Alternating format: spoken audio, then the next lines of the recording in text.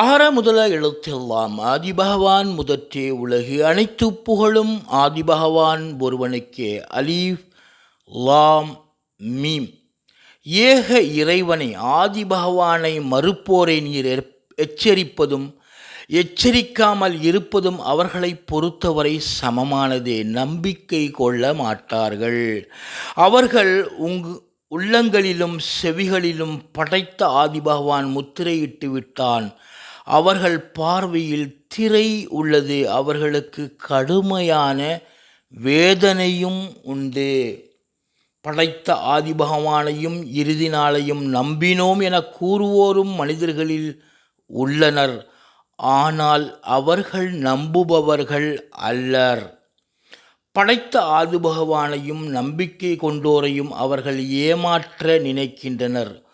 உண்மையில் தம்மைத்தாமே அவர்கள் ஏமாற்றிக் கொள்கின்றனர். அவர்கள் உணர்வது இல்லை. எப்பொருள் யார் யார் வாய் கேட்பினும் அப்பொருள் மெய்ப்பொருள் காண்பதே அறிவு.